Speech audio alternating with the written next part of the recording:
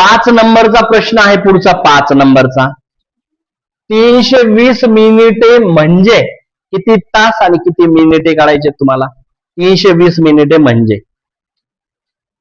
हे पहा, इथे ऑप्शन दिलेत. आता आपण अगोदर ऑप्शन कडे नाही वळायचं, तर आपण करून बघूया ना. मग ते ऑप्शन मध्ये आहे का बघू. शरद सांगा, मी काय करू?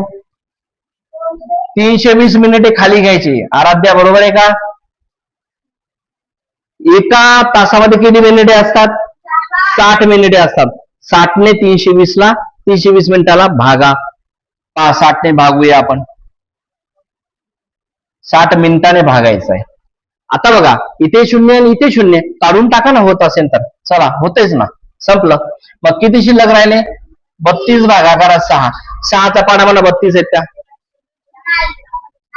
6 6 36 येतात. 6 पंच राईट, 6 पंच 30. राहतात 2 किती? राहतात किती शिल्लक? 2 राहतात. 2 म्हणजेच 20 मिनिटे.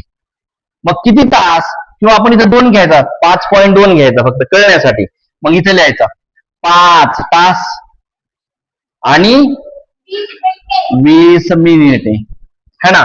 म्हणजेच 320 मिनिटामध्ये 60 मिनिटे किती आहेत? तर 5 वेळेस आहेत आणि शेवटची शिल्लक राहिलेले 20 मिनिटे आहेत.